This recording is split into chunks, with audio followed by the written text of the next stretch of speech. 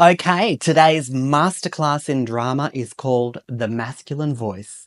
So this is for the men, but it'll be interesting for the ladies nonetheless. So don't skip through it, ladies. But this is for the acting males who want to crack the big time. So as you can hear, I have a very theatrical voice. And while it is very masculine, it is a voice that is designed for the theatre. To project to the very back row of the theatre. That is my skill, my ability to fill an entire theatre with my voice in all directions. Here, there. Up on the dress circle, down in the stalls. Maybe it's in the round. You can hear me here, you can hear me there, you can hear me everywhere, because that is my skill as an actor. And if you listen to all the greats, the NIDA graduates, your Blanchetts and your Hugo Weaving and your Richard Roxburgh and even your Mel Gibson, we all have the actor voice, very trained, and people ask if I went to NIDA because I sound very much like a trained actor. But look, so when it comes to casting outside the theatre in films and television, a more masculine voice is required. So that's, the roles that I would get auditions for when I use my masculine voice would be like a working class dad with a ute, a handsome farmer, or potentially a superhero. If you think about your Chris Hemsworths or your Eric Banners or your Jacob Elordis, they're all very butch presenting.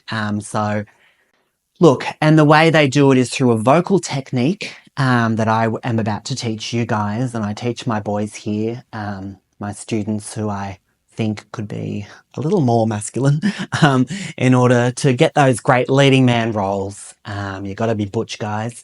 Otherwise, the roles are limited. You'll be holding out for the Boy George biopic. But look, now, my voice, it sits at the back of my throat, where the resonance is very powerful when I'm on stage.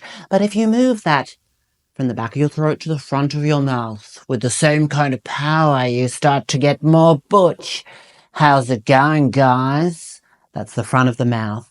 All right, so to practice that very masculine voice, I'm going to do an improv scene demonstration. As always, my teaching is performance-based, where I'm going to take on the role of a typical Aussie male who's sitting at home, waiting for his very hot girlfriend to arrive home, reclining on the couch with his legs spread wide. The girl enters the room and action. Oi, where you been, darling? I'm bloody hungry. Oh, don't do an eye roll, you stupid bitch. Oh, sorry, love. I know we said I wouldn't call you a bitch anymore, but I'm bloody starving. Get us another can, would ya? And then you grab one of your empty cans, crush that on the head, very butch. Hop up, hands on hips, also quite butch, as you're ogling the girlfriend in the kitchen and she's bending over at the fridge, throwing a wolf whistle. And then the girl yells back at you. She goes, "Oh, piss off, Trent." Then she enters the room without the can. She didn't get him one, women's lib. So you ogle her again, and you comment, "You need to go touch up your lippy. And a little bit of rouge wouldn't go astray. You're looking a bit corpsey." Burps. I can't do that on call, but I'm working on it. And then you go, "Look, a Sheila's got to give a guy what he wants. If you want me to put a ring on it, I'm just saying." "Oh, don't go texting your friend and being a bitch about me. Blokes don't like that.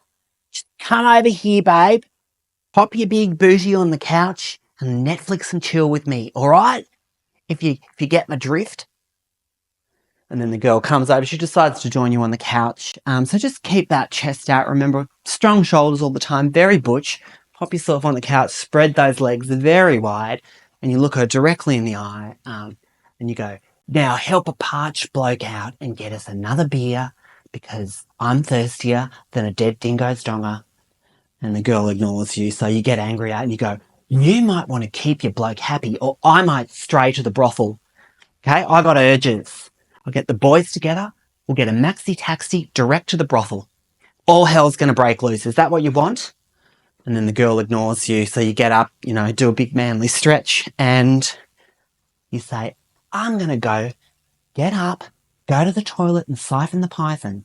And you better have a long, hard think about your actions, darling.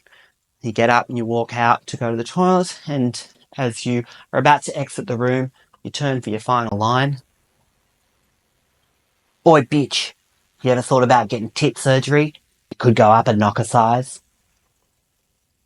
And cut, exit scene. There we go, guys. So that is one for the boys to practice at home. That scenario. You can steal some of my lines if you like, or come up with your own.